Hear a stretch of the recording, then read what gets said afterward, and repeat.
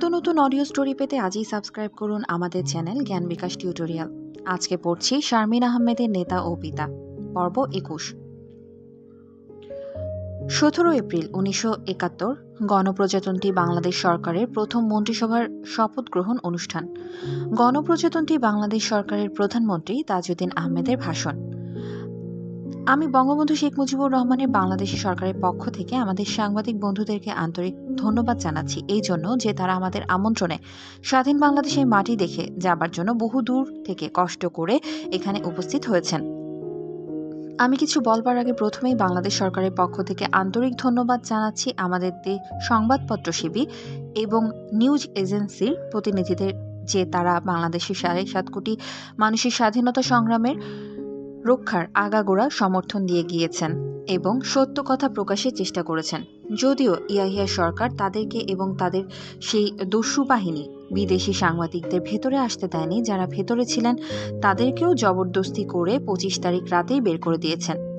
আমি আপনাদের আরও ধন্যবাদ দিচ্ছি, আন্তরিক কৃতজ্ঞতা জানাচ্ছি এই জন্য যে আমার বাংলাদেশের 7.5 কোটি মানুষের যে সংগ্রাম, স্বাধীনতা সংগ্রাম, সেই সংগ্রাম কোনো অবস্থাতেই যাতে ব্যাহত না হয় এবং কোনো অবস্থাতেই সেই সংগ্রামকে ভুল ব্যাখ্যা দেয়া না হয়, সেই জন্য আপনারা আপ্রাণ চেষ্টা করেছেন, সঠিক পথ দেখিয়েছেন। আমি বাংলাদেশ সরকারের পক্ষ থেকে, বাংলার 7.5 কোটি মানুষের পক্ষ থেকে, বঙ্গবন্ধু শেখ মুজিবুর রহমানের পক্ষ থেকে আবেদন জানাবো, ভবিষ্যতে আপনারা দয়া করে চেষ্টা করবেন যাতে সঠিক সংবাদ পরিবেশিত হয়, যাতে কোনো দুষ্কৃতিকারী বা কোনো শত্রু বা এজেন্ট ভুল ব্যাখ্যা দিয়ে বাংলাদেশের আন্দোলনের কোনো রকম ভুল ব্যাখ্যা করতে না পারে, ভুল বোঝাতে না পারে। সেই সাথে আমি আপনাদের আরও অনুরোধ জানাবো, আমাদের বাংলাদেশ সরকারের পক্ষ থেকে হ্যান্ড আউট যাবে, সেটিকেই বাংলাদেশ সরকারের সঠিক ভাষ্য বলে ধরে নেবেন, সেটিকেই ভিত্তি হিসেবে ধরে নেবেন। আর আমি আপনাদের কাছে আরও একটি অনুরোধ জানাবো, জানি না কিভাবে সেটা সম্ভব হবে, আমাদের বাংলাদেশের মাটি থেকে আপনারা কিভাবে সংবাদ সংগ্রহ করতে পারবেন, কিভাবে বাংলাদেশ সরকারের সাথে লিয়াজও করতে পারবেন, সেই ব্যাপার আপনারা চিন্তা করে দেখবেন এবং সেই ব্যাপারে আমাদের পরামর্শ আমরা অত্যন্ত সাদরে আনন্দের সাথে গ্রহণ করব। এখন আমি বাংলাদেশ সরকারের পক্ষ থেকে আমার ভাষ্য তুলে ধরব। বাংলাদেশ এখনো যুদ্ধে লিপ্ত। পাকিস্তানের নিপীড়নের বিরুদ্ধে জাতীয় স্বাধীনতা যুদ্ধের মাধ্যমে আত্মনিয়ন্ত্রণাধিকার অর্জন ছাড়া আমাদের হাতে আর কোনো বিকল্প নেই। বাংলাদেশে গণহত্যার আসল ঘটনাকে ধামাচাপা দেওয়ার লক্ষ্যে পাকিস্তান সরকারের অপপ্রচারের মুখে বিশ্ববাসীকে অবশ্যই জানাতে হবে কিভাবে বাংলার শান্তিকামী মানুষ সশস্ত্র সংগ্রামের পরিবর্তে সংসদীয় পদ্ধতিকে বেছে নিয়েছিল। তবেই তারা বাংলাদেশের ন্যায়সঙ্গত আশা আকাঙ্ক্ষাকে সত্যিকারভাবে উপলব্ধি করতে পারবেন। পাকিস্তানের জাতীয় সংহতি রক্ষার শেষ চেষ্টা হিসেবে আওয়ামী লীগ পূর্ণ আন্তরিকতার সাথে 6 দফার আলোকে বাংলাদেশের জন্য স্বায়ত্তশাসন চেয়েছিল। 1970-এ আওয়ামী লীগ এই 6 দফা নির্বাচনী ইশতেহারের ভিত্তিতেই পাকিস্তান জাতীয় পরিষদের মোট 313টি আসনের মধ্যে বাংলাদেশের জন্য বরাদ্দ 169টি আসনের মধ্যে মোট 167টি আসন লাভ করেছিল। নির্বাচনী বিজয় এতই চূড়ান্ত ছিল যে আওয়ামী লীগ মোট শতকরা 80টি ভোট পেয়েছিল। এই বিজয়ের চূড়ান্ত রায়েই আওয়ামী লীগ জাতীয় পরিষদে একক সংখ্যাগরিষ্ঠ দল হিসেবে আত্মপ্রকাশ করেছিল। স্বভাবতই নির্বাচন পরবর্তী সময়টি ছিল আমাদের জন্য এক আশাময় দিন, কারণ সংসদীয় গণতন্ত্রের জনগণের এমনকি চূড়ান্ত রায় ছিল অভূতপূর্ব। দুই প্রদেশের জনগণই বিশ্বাস করেছিলেন যে এবার 6 দফার ভিত্তিতে উভয় প্রদেশের জন্য একটি গ্রহণযোগ্য গণতন্ত্র প্রণয়ন করা সম্ভব হবে। তবে সিন্ধু এবং পাঞ্জাবে সংখ্যাগরিষ্ঠ আসন লাভকারী পাকিস্তান পিপলস পার্টি তাদের নির্বাচন অভিযানে 6 দফাকে এগিয়ে গিয়েছিল। কাজেই 6 দফাকে গ্রহণ বা প্রত্যাখ্যান করার জন্য জনগণের কাছে এই দলের জবাবদিহি ছিল না। বেলুচিস্তানের নেতৃত্বস্থানীয় দল ন্যাশনাল আওয়ামী লীগ পার্টি ছিল 6 দফার পূর্ণ সমর্থক। উত্তর পশ্চিম সীমান্ত প্রদেশের প্রভাবশালী ন্যাশনাল আওয়ামী লীগ পার্টি 6 দফার আলোকে পূর্ণ প্রাদেশিক স্বায়ত্তশাসনে বিশ্বাসী ছিল। কাজেই প্রক্রিয়াশীলদের পরাজয় সূচনাকারী 70-এর নির্বাচন পাকিস্তান গণতন্ত্রের আশাপ্রদ ইতিহাসেরই ইঙ্গিত বহন করেছিল। আশা করা গিয়েছিল যে জাতীয় পরিষদ আহ্বানের প্রস্তুতি হিসেবে প্রধান প্রধান রাজনৈতিক দলগুলো আলোচনায় বসবে এমনই আলোচনার প্রস্তাব এবং পাল্টা প্রস্তাবের ওপর গণতন্ত্রের ব্যাখ্যা উপস্থাপনের জন্য আওয়ামী লীগ সবসময় সম্মত ছিল। তবে এই দল বিশ্বাস করেছে যে যথার্থ গণতান্ত্রিক মূল্যবোধকে জাগ্রত রাখার জন্য গোপনীয় সম্মেলনের পরিবর্তে জাতীয় পরিষদেই গণতন্ত্রের ওপর বিতর্ক হওয়া উচিত। এরই প্রেক্ষিতে আওয়ামী লীগ চেয়েছিল যথাসত্ত্বর জাতীয় পরিষদ আহ্বানের জন্য। আওয়ামী লীগ আসন্ন জাতীয় পরিষদ অধিবেশনে উপস্থাপনের লক্ষ্যে একটি খসড়া গণতন্ত্র প্রণয়ন কাজে লেগে গেল এবং এই ধরনের একটি গণতন্ত্র প্রণয়নে সব আইনগত এবং বাস্তব দিকও তারা পরীক্ষা করে দেখল। পাকিস্তানের রাজনৈতিক ভবিষ্যতের উপর আলোচনার জন্য জেনারেল ইয়াহিয়া খান এবং শেখ মুজিবের প্রথম গুরুত্বপূর্ণ বৈঠক অনুষ্ঠিত হয় জানুয়ারি ৭১-এর মাঝামাঝি সময়। এই বৈঠকে জেনারেল ইয়াহিয়া খান আওয়ামী লীগের ৬ দফা ভিত্তিক কর্মসূচিকে বিশ্লেষণ করলেন এবং ফল কী হতে পারে তারও নিশ্চিত ভরসা দিলেন আওয়ামী লীগের পক্ষ থেকে। কিন্তু প্রস্তাবিত গণতন্ত্র সম্পর্কে ইয়াহিয়া খান তার নিজস্ব মন্তব্য প্রকাশে বিরত থাকলেন। তিনি এমন ভাব দেখালেন যে ৬ দফায় সাংঘাতিক আপত্তিজনক কিছুই তিনি খুঁজে পাননি। তবে পাকিস্তান পিপলস পার্টির সাথে একটি সমঝোতায় আসার ওপর তিনি জোর দিলেন। পরবর্তী আলোচনা অনুষ্ঠিত হয় পাকিস্তান পিপলস পার্টি এবং আওয়ামী লীগের সাথে ঢাকায় ২৭ জানুয়ারি ৭১-এ। জনাব ভুট্টো এবং তার দল আওয়ামী লীগের সাথে গণতন্ত্রের উপর আলোচনার জন্য এই সময় কয়েকটি বৈঠকে মিলিত হন। ইয়াহিয়ার ন্যায় ভুট্টো গণতন্ত্রের অবকাঠামো সম্পর্কে কোনো সুনির্দিষ্ট প্রস্তাব আনয়ন করেননি, বরং তিনি এবং তার দল ৬ দফার বাস্তব ফল কী হতে পারে সে সম্পর্কে আলোচনার প্রতি অধিক ইচ্ছুক ছিলেন। এখানে আরও একটি কথা পরিষ্কারভাবে বলে রাখা দরকার যে আওয়ামী লীগের সাথে আলোচনার অচলাবস্থা সৃষ্টি হয়েছে এই ধরনের কোনো আভাসও পাকিস্তান পিপলস পার্টি ঢাকা ত্যাগের আগে দিয়ে যাননি। উপরন্তু তার নিশ্চয়তা দিয়ে গিয়েছিলেন যে আলোচনার জন্য সব দরজাই খোলা রয়েছে এবং পশ্চিম পাকিস্তানের অন্যান্য নেতৃবৃন্দের সাথে আলাপ আলোচনার পর পাকিস্তান পিপলস পার্টি আওয়ামী লীগের সাথে দ্বিতীয় দফায় আরও অধিক ফলপ্রসূ আলোচনায় বসবেন অথবা জাতীয় পরিষদে তারা ভিন্নভাবে আলোচনায় বসার জন্য অনেক সুযোগ পাবেন। পরবর্তী পর্যায়ে জনাব ভুট্টোর জাতীয় পরিষদের অধিবেশনে বয়কটের সিদ্ধান্ত সবাইকে বিস্মিত ও হতবাক করে। তার এই সিদ্ধান্ত এই জন্যই সবাইকে আরও বেশি বিস্মিত করে যে শেখ মুজিবকে দাবি মোতাবেক ১৫ ফেব্রুয়ারি জাতীয় পরিষদের অধিবেশনে আহ্বান না করে প্রেসিডেন্ট ইয়াহিয়া ভুট্টোর কথা মতোই ৩ মার্চ জাতীয় পরিষদের অধিবেশন ডেকেছিলেন। জাতীয় বয়কটের সিদ্ধান্ত ঘোষণার পর ভুট্টো পশ্চিম পাকিস্তানের অন্যান্য সমস্ত দলের সদস্যদের বিরুদ্ধে ভীতি প্রদর্শনের অভিযান শুরু করেন। এই অভিযানের উদ্দেশ্য ছিল তাদের পরিষদের অধিবেশনে যোগদান থেকে বিরত রাখা। এই কাজে ভুট্টোর হস্তকে শক্তিশালী করার জন্য জাতীয় নিরাপত্তা পরিষদের চেয়ারম্যান ও ইয়াহিয়ার ঘনিষ্ঠ সহচর লেফটেন্যান্ট জেনারেল ওমর ব্যক্তিগতভাবে পশ্চিম পাকিস্তানি নেতাদের সঙ্গে দেখা করে তাদের উপর পরিষদের অধিবেশনে যোগদান না করার জন্য চাপ দিতে থাকেন। জনাব ভুট্টো জেনারেল ওমরের চাপ সত্ত্বেও পিপিপি ও কাইয়ুম লীগের সদস্যগণ ব্যতীত অপরাপর দলের সমস্ত সদস্যই ৩ মার্চ জাতীয় পরিষদের অধিবেশনে যোগদানের জন্য বিমানে পূর্ব বাংলার গমনের টিকিট বুক করেন। এমনকি কাইয়ুম লীগের অর্ধেক সদস্য সংখ্যক তাদের আসন বুক করেন। এমন আশ্বাসও পাওয়া যাচ্ছিল যে পিপিপির বহু সদস্য দলীয় সিদ্ধান্তের বিরুদ্ধে বিদ্রোহ ঘোষণা করে ঢাকায় আসতে পারেন।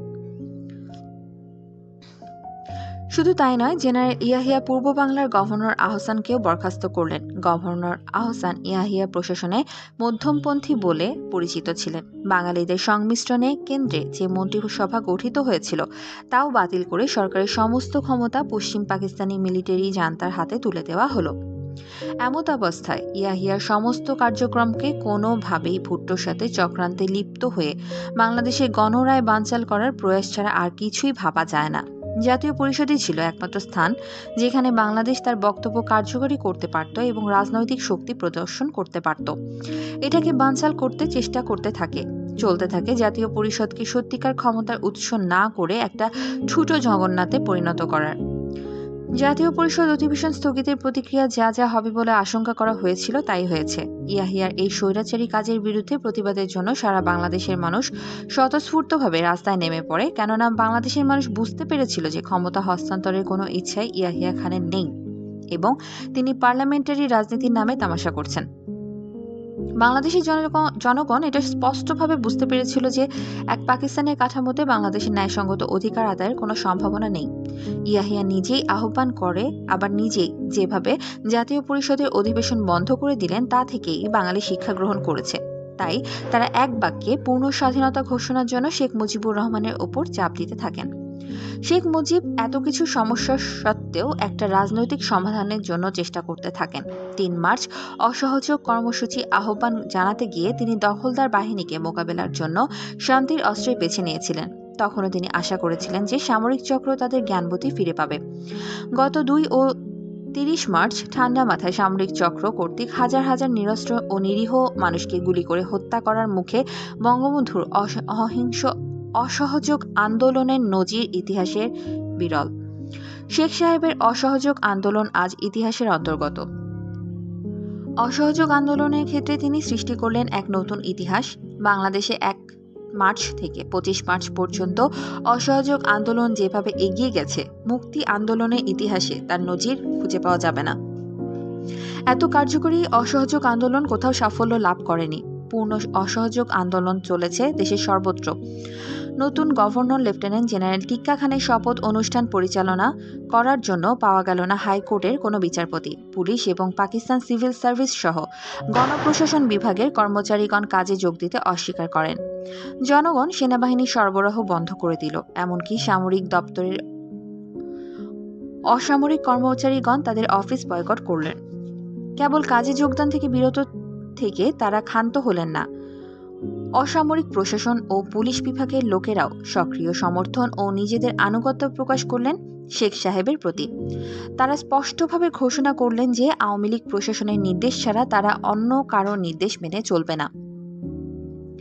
এই অবস্থার মুখোমুখি হয়ে আনুষ্ঠানিকভাবে ক্ষমতাসীন না হয়েও অসহযোগের মধ্যে বাংলাদেশের অর্থনৈতিক ও প্রশাসনিক ব্যবস্থার দায়িত্ব স্বহস্তে গ্রহণ আওয়ামী লীগ বাধ্য হল। এই ব্যাপারে শুধু আপামর জনগণই নয়, বাংলাদেশের প্রশাসন ও ব্যবসায়ী সম্প্রদায়ের সমর্থন তারা লাভ করেছিলেন। তারা আওয়ামী লীগের নির্দেশাবলী সর্বান্তকরণে মাথা পেতে নিলেন এবং সমস্যাবলীর সমাধানে আওয়ামী লীগকে একমাত্র কর্তৃপক্ষ বলে গ্রহণ করলেন। অসহযোগ আন্দোলনের ফলে বাংলাদেশের প্রশাসনিক ব্যবস্থায় ফাটল ধরলে দেখা যায় নানাবিধ দুরূহ সমস্যা। কিন্তু এই সকল সমস্যার সমাধানের মধ্যেও বঙ্গবন্ধুর নির্দেশে দেশের অর্থনৈতিক ও প্রশাসনিক দপ্তরের কাজ যথারীতি এগিয়ে যাচ্ছিল। বাংলাদেশের কোনো আইনানুগ কর্তৃপক্ষ না থাকা সত্ত্বেও পুলিশের সহযোগিতায় আওয়ামী লীগ স্বেচ্ছাসেবকগণ আইন শৃঙ্খলা রক্ষার যে আদর্শ স্থাপন করেছিলেন তা স্বাভাবিক সময়ে অন্যদের অনুকরণীয় হওয়া উচিত।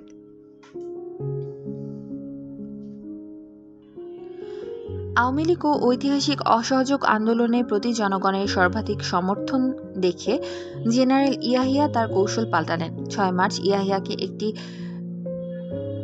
কনফ্রন্টেশনের জন্য উত্তেজনা সৃষ্টিতে দৃঢ় প্রতিজ্ঞ বলে মনে হলো, কেননা তার ওই দিনের প্ররোচনামূলক বেতার বক্তৃতায় সংকটের সম্পূর্ণ দায়িত্ব চাপালেন আওয়ামী লীগের ওপর। অথচ যিনি ছিলেন সংকটের স্থপতি সেই ভুট্টো সম্পর্কে তিনি একটি কথাও বললেন না। মনে হয় তিনি ধারণা করেছিলেন যে বঙ্গবন্ধু শেখ মুজিবুর রহমান ৭ মার্চ রেসকোর্স ময়দানে বাংলাদেশের স্বাধীনতা ঘোষণা করবেন। অনুরূপ উদ্যোগ গ্রহণ করা হলে তা নির্মূল করার জন্য ঢাকা সেনাবাহিনীকে করা হয় পূর্ণ সতর্কীকরণ।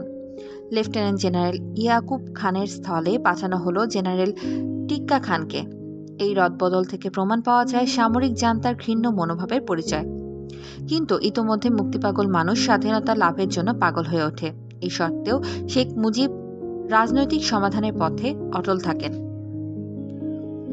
জাতীয় পরিষদে যোগদানের ব্যাপারে তিনি যে ৪ দফা দাবি পেশ করেন তাতে যেমন একদিকে প্রতিফলিত হয়েছে জনগণের ইচ্ছা, অপরদিকে শান্তিপূর্ণ সমাধানে পৌঁছানোর জন্য ইয়াহিয়াকে দেওয়া হয় শেষ সুযোগ। বর্তমান অবস্থার পরিপ্রেক্ষিতে এটি অবশ্যই সুস্পষ্ট প্রতীয়মান হয় যে শান্তিপূর্ণ উপায়ে পাকিস্তানের রাজনৈতিক সংকট নিরসনে বিন্দুমাত্র ইচ্ছা ইয়াহিয়া এবং তার জেনারেলদের ছিল না। তাদের একমাত্র লক্ষ্য ছিল বাংলাদেশে সামরিক শক্তিকে জোরদার করার জন্য কালক্ষেপণ করা। ইয়াহিয়ার ঢাকা সফর ছিল আসলে বাংলাদেশে গণহত্যা পরিচালনার জন্য প্রস্তুতি গ্রহণ করা।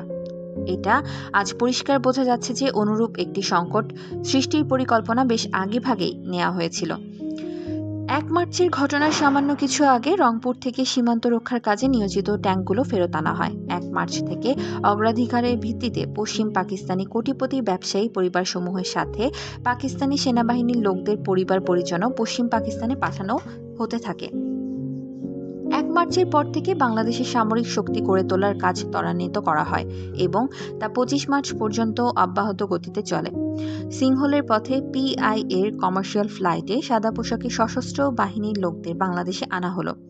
C-130 পরিবহন বিমানগুলোর সাহায্যে অস্ত্র এবং রসদ এনে বাংলাদেশে স্তূপীকৃত করা হয়। হিসাব নিয়ে জানা গেছে ১ মার্চ থেকে ২৫ মার্চের মধ্যে প্রয়োজনীয় সাজ সরঞ্জাম সহ অতিরিক্ত ১ ডিভিশন সৈন্য বাংলাদেশে আমদানি করা হয়। ব্যাপারটা নিরাপদ করার জন্য ঢাকা বিমানবন্দরকে বিমানবাহিনীর নিয়ন্ত্রণে আনা হয়।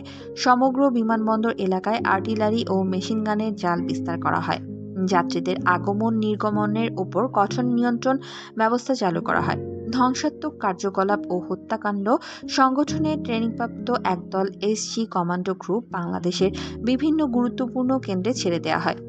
২৫ মার্চের পূর্ববর্তী ২ দিনে ঢাকা ও সৈয়দপুরে যেসব কুকাণ্ড ঘটে এরাই সেগুলো সংগঠন করেছিল। সামরিক হস্তক্ষেপের অজুহাত সৃষ্টির উদ্দেশ্যে স্থানীয় ও অস্থানীয়দের মধ্যে সংঘর্ষ সৃষ্টির মাধ্যমে একটা উত্তেজনাকর পরিবেশ খাড়া করাই ছিল এই সকল কাজের উদ্দেশ্য। প্রতারণা বা ভণ্ডামির এই স্ট্র্যাটেজি গোপন করার অংশ হিসেবে ইয়াহিয়া শেখ মুজিবের সাথে তার আলোচনায় আপোষমূলক মনোভাব গ্রহণ করেছিলেন। ১৬ মার্চ আলোচনা শুরু হলে ইয়াহিয়া তৎপূর্বে যা ঘটেছে তার জন্য দুঃখ প্রকাশ করেন এবং সমস্যা সমাধানের একটা রাজনৈতিক সমাধানের আন্তরিক আগ্রহ প্রকাশ করেন। শেখ মুজিবের সাথে আলোচনার এক গুরুত্বপূর্ণ পর্যায়ে ইয়াহিয়ার কাছে জানতে চাওয়া হয়েছিল আওয়ামী লীগের ক্ষমতা হস্তান্তরের ৪ দফা শর্তের প্রতি কি সামরিক জান্তার মনোভাবটা কি। জবাবে ইয়াহিয়া জানান যে এ ব্যাপারে তাদের কোনো আপত্তি নেই। তিনি আশা করেন যে ৪ দফা শর্ত পূরণের ভিত্তিতে উভয় পক্ষের উপদেষ্টাগণ একটা অন্তর্বর্তীকালীন শাসনতন্ত্র প্রণয়নে সক্ষম হবেন। আলোচনাকারে যে সকল মৌলিক প্রশ্নে মতৈক্য প্রতিষ্ঠিত হয় সেগুলো হলো: ১. মার্শাল ল বা সামরিক আইন প্রত্যাহার করে প্রেসিডেন্টের একটি ঘোষণার মাধ্যমে একটি বেসামরিক সরকারের কাছে ক্ষমতা হস্তান্তর। ২. প্রদেশগুলোতে সংখ্যাগরিষ্ঠ দলসমূহের কাছে ক্ষমতা হস্তান্তর। ৩. ইয়াহিয়া প্রেসিডেন্ট থাকবেন এবং কেন্দ্রীয় সরকার পরিচালনা করবেন। ৪.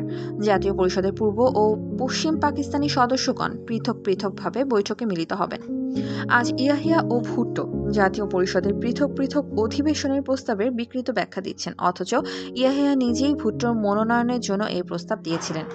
এই প্রস্তাবের সুবিধা ব্যাখ্যা করতে গিয়ে ইয়াহিয়া সেদিন নিজেই বলেছিলেন যে ৬ দফা হলো বাংলাদেশের এবং কেন্দ্রের মধ্যকার সম্পর্ক নির্ণয়ের এক নির্ভরযোগ্য নীলনকশা। পক্ষান্তরে এটার প্রয়োগ পশ্চিম পাকিস্তানের জন্য সৃষ্টি করবে নানারূপ অসুবিধা। এমত অবস্থায় পশ্চিম পাকিস্তানি MNA-দের পৃথকভাবে বসে ৬ দফার ভিত্তিতে রচিত শাসনতন্ত্র এবং এক ইউনিট ব্যবস্থা বিলোপের আলোকে একটা নতুন ধরনের ব্যবস্থা গড়ে তোলার সুযোগ অবশ্যই নিতে হবে। শেখ মুজিব এবং ইয়াহিয়ার মধ্যকার এই নীতিগত মতৈক্যের পর একটি প্রশ্ন থেকে যায় এবং তা হলো অন্তর্বর্তী পর্যায়ে কেন্দ্র ও বাংলাদেশের মধ্যে ক্ষমতা বন্টন। এক্ষেত্রে উভয় পক্ষ এই মর্মে একমত হয়েছিলেন যে ৬ দফার ভিত্তিতে অদূর ভবিষ্যতে যে শাসনতন্ত্র রচিত হতে যাচ্ছে মোটামুটি তার আলোকেই কেন্দ্র ও বাংলাদেশের মধ্যে ক্ষমতা বন্টন করা হবে। অন্তর্বর্তীকালীন মীমাংসার এই সম্পর্কে একটা পরিকল্পনা তৈরির উদ্দেশ্যে প্রেসিডেন্টের অর্থনৈতিক উপদেষ্টা জনাব M আহমেদকে বিমানে করে ঢাকায় আনা হয়। আওয়ামী লীগ উপদেষ্টার সাথে আলাপ আলোচনায় তিনি স্পষ্টভাবে এই কথা বলেন যে রাজনৈতিক মতৈক্য প্রতিষ্ঠিত হওয়ার পর ৬ দফা কার্যকরী করার প্রশ্নে দুর্লভ কোনো সমস্যা দেখা দেবে না, এমনকি অন্তর্বর্তী পর্যায়েও না। আওয়ামী লীগের খসড়ার ওপর তিনি যে ৩টি সংশোধনী পেশ করেছিলেন তাতে এই কথাই প্রমাণিত হয়েছিল যে সরকার এবং আওয়ামী লীগের মধ্যে তখন যে ব্যবধানটুকু ছিল তা নীতিগত নয়, বরং কোথায় কোন শব্দ বসবে তা নিয়ে। ২৪ মার্চের বৈঠকে ভাষার সামান্য রদবদল সহ সংশোধনীগুলো আওয়ামী লীগ গ্রহণ করে। অতঃপর অন্তর্বর্তীকালীন শাসনতন্ত্র চূড়ান্তকরণের উদ্দেশ্যে ইয়াহিয়া ও মুজিব উপদেষ্টাদের শেষ দফা বৈঠকে মিলিত হওয়ার পথে আর কোনো বাধাই ছিল না। এই প্রসঙ্গে একটা জিনিস পরিষ্কার করে বলতে হয়, কোনো পর্যায়ের আলোচনা অচলাবস্থার সম্মুখীন হয়নি, অথচ ইয়াহিয়া বা তার উপদেষ্টারা আভাস ইঙ্গিত এমন কোনো কথা বলেননি যে তাদের এমন একটা বক্তব্য আছে যা থেকে তারা নড়চড় করতে পারেন না। গণহত্যাকে ধামাচাপা দেওয়ার জন্য ইয়াহিয়া ক্ষমতা হস্তান্তরে আইনগত ছত্রছায়ার প্রশ্নেও আজ জোচ্চুরির আশ্রয় নিয়েছেন। আলোচনায় তিনি এবং তার দলবল একমত হয়েছিলেন যে 1947 সালে ভারতীয় স্বাধীনতা আইনের মাধ্যমে যে ক্ষমতা হস্তান্তর করা হয়েছিল, তিনিও সেভাবে একটা ঘোষণার মাধ্যমে ক্ষমতা হস্তান্তর করবেন। ক্ষমতা হস্তান্তরের আইনগত ছত্রছায়ার ব্যাপারে ভুট্টো পরবর্তীকালে যে ফ্যাকড়া বাঁধিয়েছেন, ইয়াহিয়া তাই অনুমোদন করেছেন। আশ্চর্যের ব্যাপার, ইয়াহিয়া ঘুণাক্ষরেও মুজিবকে এই সম্পর্কে কিছুই জানাননি। ক্ষমতা হস্তান্তরের জন্য জাতীয় পরিষদের একটা অধিবেশনে বসা দরকার। ইয়াহিয়া যদি আভাস ইঙ্গিত এ কথা বলতেন, তাহলে আওয়ামী লীগ নিশ্চয়ই তাতে আপত্তি করত না। কেননা এমন একটা সামান্য ব্যাপারকে উপেক্ষা করে আলোচনা বানচাল করতে দেয়া যায় না। তাছাড়া জাতীয় পরিষদের সংখ্যাগুরু দল হিসেবে আওয়ামী লীগের ভয় করার কিছুই ছিল না। দেশের দুই অংশের জাতীয় পরিষদের সদস্যদের পৃথক পৃথক বৈঠকের যে প্রস্তাব আওয়ামী লীগ সম্মতি দিয়েছিল, তা শুধু ভুট্টোকে খুশি করার জন্যই করা হয়েছিল। এটা কোনো সময়ই আওয়ামী লীগের মৌলিক নীতি ছিল না। 24 মার্চ জেনারেল ইয়াহিয়া এবং আওয়ামী লীগ উপদেষ্টার মধ্যে চূড়ান্ত বৈঠকে জনাব এম আহমেদ তার সংশোধনী প্রস্তাব পেশ করেন। এই চূড়ান্ত প্রস্তাবের ব্যাপারে চূড়ান্ত সিদ্ধান্ত গ্রহণের জন্য জেনারেল পীরজাদার আহ্বানে একটা চূড়ান্ত বৈঠক অনুষ্ঠিত হওয়ার কথা ছিল। দুঃখের বিষয়ে কোনো চূড়ান্ত বৈঠক অনুষ্ঠিত হয়নি, বরং জনাব এম আহমেদ আওয়ামী লীগকে না জানিয়ে 25 মার্চ করাচি চলে গেলেন। 25 মার্চ 11টা নাগাদ সমস্ত প্রস্তুতি সম্পন্ন হয় এবং সেনাবাহিনী শহরে পজিশন গ্রহণ করতে থাকে। মধ্যরাত্রি নাগাদ ঢাকা শহরে শান্তিপ্রিয় জনগণের উপর পরিচালনা করা হলো গণহত্যার এক পূর্বনির্দিষ্ট কর্মসূচি। অনুরূপ বিশ্বাসঘাতকতার নজির সমসাময়িক ইতিহাসে কোথাও খুঁজে পাওয়া যাবে না। ইয়াহিয়া আওয়ামী লীগকে দেননি কোনো চরমপত্র অথবা মেশিনগান, আর্টিলারি, সুসজ্জিত ট্যাঙ্কসমূহ যখন মানুষের উপর ঝাঁপিয়ে পড়ল ও ধ্বংসলীলা শুরু করে দিল, তার আগে জারি করা হয়নি কোনো কারফিউ অর্ডার। পরদিন সকালে লেফটেন্যান্ট জেনারেল টিক্কা খান তার প্রথম সামরিক নির্দেশ জারি করলেন বেতার মারফত। কিন্তু 50,000 লোক তার আগেই প্রাণ হারিয়েছেন বিনা অপরাধে। এদের অধিকাংশই ছিল শিশু ও নারী। ঢাকা শহর পরিণত হয় নরককুণ্ডে। প্রতিটি অলিগলি ও আনাচে কানাচে চলতে থাকে নির্বিচারে গুলি ও হত্যা। সামরিক বাহিনীর লোকদের নির্বিচারে অগ্নিসংযোগের মুখে অন্ধকারে বিছানা ছেড়ে যেসব মানুষ বের হওয়ার চেষ্টা করলো, তাদের নির্বিচারে হত্যা করা হয় মেশিনগানে গুলিতে। আকস্মিক ও অপ্রত্যাশিত আক্রমণের মুখেও পুলিশ ও ইপিআর বীরের মতো লড়ে গেল, কিন্তু দুর্বল নিরীহ মানুষ আর কোনো প্রতিরোধ করতে পারল না। তারা মারা গেল হাজারে হাজারে। পাকিস্তানের প্রেসিডেন্টের নির্দেশে সেনাবাহিনী যে ব্যাপক গণহত্যা চালিয়েছে, আমরা তার একটা নির্ভরযোগ্য তালিকা প্রস্তুত করছি এবং তা শীঘ্রই প্রকাশ করা হবে। মানব সভ্যতার ইতিহাসে যে সব বর্বরতা ও নিষ্ঠুরতার কাহিনী আমরা শুনেছি, এই সকল বর্বরতা ও নিষ্ঠুরতা তার সবকিছুকে ম্লান করে দিয়েছে। পাকিস্তান সেনাবাহিনীকে লেলিয়ে দিয়ে 25 মার্চ রাতে ইয়াহিয়া ঢাকা ত্যাগ করলেন। যাওয়ার আগে তিনি তাদের দিয়ে গেলেন বাঙালি হত্যার এক অবাধ লাইসেন্স। কেন তিনি এই বর্বরতার আশ্রয় নিয়েছিলেন? পরদিন রাত 8টার সময় বিশ্ববাসীকে জানানো হলো এর কৈফিয়ত। এই বিবৃতিতে তিনি নরমেদযোগ্য একটা সংগঠনের একটা ব্যাখ্যা বিশ্ববাসীকে জানালেন। তার বক্তব্য একদিকে ছিল পরস্পর বিরোধী এবং অন্যদিকে ছিল মিথ্যার বেসাদিতে ভরা। মাত্র 48 ঘন্টা আগেও যে দলের সাথে তিনি শান্তিপূর্ণ ক্ষমতা হস্তান্তরের ব্যাপারে আলাপ আলোচনা চালাচ্ছিলেন, সেই দলের লোকদের দেশদ্রোহী ও দলটিকে অবৈধ ঘোষণার সাথে বাংলাদেশের পরিস্থিতি বা আলাপ আলোচনায় কোনো সঙ্গতি খুঁজে পেলেন না বিশ্ববাসী। বাংলাদেশের একমাত্র প্রতিনিধিশীল এবং জাতীয় পরিষদের সংখ্যাগুরু আসনের অধিকারী আওয়ামী লীগকে বেআইনি ঘোষণা করে গণপ্রতিনিধিদের হাতে তার ক্ষমতা হস্তান্তরের ওয়াদাকে 7.5 কোটি বাঙালির অবাধ মত প্রকাশের প্রতি তামাশা ছাড়া মানুষ আর কিছু ভাবতে পারল না। তার বক্তব্য থেকে এই কথা সুস্পষ্টভাবে প্রতীয়মান হলো যে ইয়াহিয়া আর যুক্তি বা নৈতিকতার ছত্রছায়া আশ্রয় নিতে চান না এবং বাংলাদেশের মানুষকে নির্মূল করার জন্য জঙ্গি আইনের আশ্রয় নিতে তিনি বদ্ধপরিকর। পাকিস্তান আজ মৃত এবং অসংখ্য আদম সন্তানের লাশের তলায় তার কবর রচিত হয়েছে। বাংলাদেশ যে শত সহস্র মানুষের মৃত্যু হয়েছে, তা পশ্চিম পাকিস্তান এবং পূর্ব পাকিস্তানের মধ্যে একটা প্রাচীর হিসেবে বিরাজ করছে।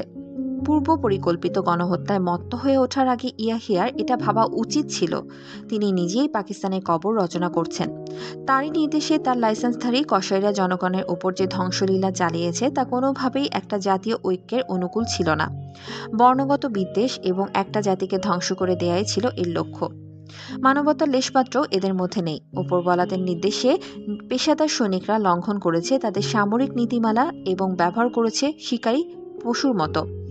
তারা চালিয়েছে হত্যাযজ্ঞ, নারী ধর্ষণ, লুটতরাজ, অগ্নিসংযোগ ও নির্বিচারে ধ্বংসলীলা। বিশ্ব সভ্যতার ইতিহাসে এর নজির নেই। এইসব কার্যকলাপ থেকে এ কথারই আভাস পেলে যে ইয়াহিয়া খান ও তার সাঙ্গপাঙ্গদের মনে দুই পাকিস্তানের ধারণা দৃঢ়ভাবে প্রথিত হয়ে গেছে। যদি না হতো তাহলে তারা একই দেশের মানুষের উপর এমন নির্মম বর্বরতা চালাতে পারত না। ইয়াহিয়ার এই নির্বিচারে গণহত্যা আমাদের জন্য রাজনৈতিক দিক থেকে অর্থহীন নয়। তার এই কাজ পাকিস্তানের বিয়োগান্ত এই মর্মান্তিক ইতিহাসের শেষ অধ্যায়, যা ইয়াহিয়া রচনা করেছেন বাঙালির রক্ত দিয়ে। বাংলাদেশ থেকে বিতাড়িত হওয়া বা নির্মূল হওয়ার আগে তারা গণহত্যা ও পোড়া মাটি নীতির মাধ্যমে বাঙালি জাতিকে শেষ করে দিয়ে যেতে চায়। ইয়াহিয়ার লক্ষ্য হলো আমাদের রাজনৈতিক, বুদ্ধিজীবী মহল ও প্রশাসন ব্যবস্থাকে নির্মূল করা। শিক্ষা প্রতিষ্ঠান, কলকারখানা, জনকল্যাণমূলক প্রতিষ্ঠানসমূহ ধ্বংস করা এবং চূড়ান্ত পর্যায়ে শহরগুলোকে ইতোমধ্যে ধূলিসাৎ করা, যাতে একটি জাতি হিসেবে কোনোদিনই আমরা মাথা তুলে দাঁড়াতে না পারি। এই লক্ষ্যে সেনাবাহিনী অনেক দূর এগিয়ে গেছে। যে বাংলাদেশকে তারা দীর্ঘ 23 বছর নিজেদের স্বার্থে লাগিয়েছে, শোষণ করেছে, তাদেরই বিদায়ী লাথির উপহার হিসেবে এই বাংলাদেশের সর্বক্ষেত্রে পাকিস্তান থেকে 50 বছর পিছিয়ে পড়ল। অসহযোগের পর গণহত্যার এমন জঘন্যতম ঘটনা আর ঘটেনি, অথচ বৃহৎ শক্তিবর্গ বাংলাদেশের ঘটনার ব্যাপারে উটপাখির নীতি অনুসরণ করে চলেছেন। তারা যদি মনে করে থাকেন যে এত দ্বারা তারা পাকিস্তানের ঐক্য বজায় রাখার ব্যাপারে সহায়তা করছেন, তাহলে তারা ভুল করছেন। কেননা পাকিস্তানের ভবিষ্যৎ সম্পর্কে ইয়াহিয়া খান নিজেও মোহমুক্ত। তাদের বোঝা উচিত যে পাকিস্তান আজ মৃত এবং ইয়াহিয়া নিজেই পাকিস্তানের হত্যাকারী। স্বাধীন বাংলাদেশ আজ একটা বাস্তব সত্য। 7.5 কোটি বাঙালি অজেয় মনোবল ও সাহসের মাধ্যমে স্বাধীন বাংলাদেশের জন্ম দিয়েছে এবং প্রতিদিন হাজার হাজার বাঙালি সন্তান রক্ত দিয়ে এই নতুন শিশু রাষ্ট্রকে লালিত পালিত করছে। দুনিয়ার কোনো জাতি এই নতুন শক্তিকে ধ্বংস করতে পারবে না। আজ হোক কাল হোক, দুনিয়ার ছোট বড় প্রতিটি রাষ্ট্রকেই গ্রহণ করতে হবে এই নতুন জাতিকে, স্থান দিতে হবে বিশ্ব রাষ্ট্রপুঞ্জে। সুতরাং রাজনীতি এবং মানবতার স্বার্থেই আজ বৃহৎ শক্তিবর্গের উচিত ইয়াহিয়ার উপর চাপ সৃষ্টি করা, তার লাইসেন্সধারী হত্যাকারীদের খাঁচায় আবদ্ধ করা এবং পশ্চিম পাকিস্তানে ফিরিয়ে দিতে বাধ্য করা। আমাদের সংগ্রামকে সোভিয়েত ইউনিয়ন, ভারত এবং বিশ্বের অন্যান্য দেশের স্বাধীনতা প্রিয় মানুষরা সমর্থন দিয়েছেন, তা আমরা চিরকাল কৃতজ্ঞতার সাথে স্মরণ করব। গণচীন, মার্কিন যুক্তরাষ্ট্র, ফ্রান্স, গ্রেট ব্রিটেন ও অন্যান্য দেশের কাছ থেকেও আমরা অনুরূপ সমর্থন আশা করি এবং তা পেলে সেজন্য আমরা তাদেরকে অভিনন্দন জানাবো। প্রত্যেকটি রাষ্ট্রের উচিত তাদের নিজ নিজ পর্যায়ে পাকিস্তানের উপর চাপ সৃষ্টি করা এবং তারা যদি তা না করেন তাহলে ইয়াহিয়ার পক্ষে বাংলাদেশেরও বিরুদ্ধে আর একদিনও মামলা অব্যাহত রাখা সম্ভব নয়। জনসংখ্যার দিক থেকে বাংলাদেশ হবে 8ম বৃহৎ রাষ্ট্র। আমাদের একমাত্র লক্ষ্য হবে ইয়াহিয়ার সেনাবাহিনীর সৃষ্ট ভস্ম ও ধ্বংসস্তূপের ওপর একটা নতুন দেশ গড়ে তোলা। এই একটা বিরাট দুরূহ ও বিরাট দায়িত্ব, কেননা আগে থেকেই আমরা বিশ্বের দরিদ্রতম জাতিসমূহের অন্যতম। এছাড়া একটা উজ্জ্বল ভবিষ্যতের জন্য মানুষ এক ঐতিহাসিক সংগ্রামে লিপ্ত হয়েছে। তারা প্রাণপণে সংগ্রামে লিপ্ত হয়েছে, তারা প্রাণ দিচ্ছে অকাতরে। সুতরাং তাদের আশা আমরা ব্যর্থ করতে পারি না, তাদের ভবিষ্যৎকে উজ্জ্বল করতেই হবে। আমার বিশ্বাস, যে জাতি নিজের রক্ত ও প্রাণ দিতে পারে, এত ত্যাগ স্বীকার করতে পারে, সে জাতি তার দায়িত্ব সম্পাদনে বিফল হবে না। এই জাতির অটুট ঐক্য স্থাপনের ব্যাপারে কোনো বাধা বিপত্তি টিকতে পারে না। আমাদের এই অস্তিত্ব রক্ষার সংগ্রামে আমরা কামনা করি বিশ্বের প্রতিটি ছোট বড় জাতির বন্ধুত্ব। আমরা কোনো শক্তি, ব্লক বা সামরিক জোটভুক্ত হতে চাই না। আমরা আশা করি শুধুমাত্র শুভেচ্ছার মনোভাব নিয়ে সবাই নিঃসংকোচে আমাদের সাহায্য করতে এগিয়ে আসবেন। কারো তাবেদারে পরিণত হওয়ার জন্য আত্মনিয়ন্ত্রণের দীর্ঘ সংগ্রামে আমাদের মানুষ এত রক্ত দেয়নি, এত ত্যাগ স্বীকার করছে না। আমাদের এই জাতীয় সংগ্রাম, তাই আমরা রাষ্ট্রীয় স্বীকৃতি এবং বৈষয়িক ও নৈতিক সমর্থনের জন্য বিশ্বের জাতিসমূহের প্রতি আকুল আবেদন জানাচ্ছি। এই ব্যাপারে প্রতিটি দিনের বিলম্ব ডেকে আনছে সহস্র মানুষের অকাল মৃত্যু এবং বাংলাদেশের মূল সম্পদের বিরাট ধ্বংস। তাই বিশ্ববাসীর প্রতি আমাদের আবেদন, আর কালবিলম্ব করবেন না। এই মুহূর্তে এগিয়ে আসুন এবং এত দ্বারা বাংলাদেশের 7.5 কোটি মানুষের চিরন্তন বন্ধুত্ব অর্জন করুন। বিশ্ববাসীর কাছে আমরা আমাদের বক্তব্য পেশ করলাম। বিশ্বের আর কোনো জাতি আমাদের চেয়ে স্বীকৃতির বেশি দাবিদার হতে পারে না, কেননা আর কোনো জাতি আমাদের চেয়ে কঠোরতর সংগ্রাম করেনি, অধিকতর ত্যাগ স্বীকার করেনি। জয় বাংলা। নিত্য নতুন অডিও স্টোরি পেতে আজই সাবস্ক্রাইব করুন আমাদের চ্যানেল জ্ঞান বিকাশ টিউটোরিয়াল। ধন্যবাদ।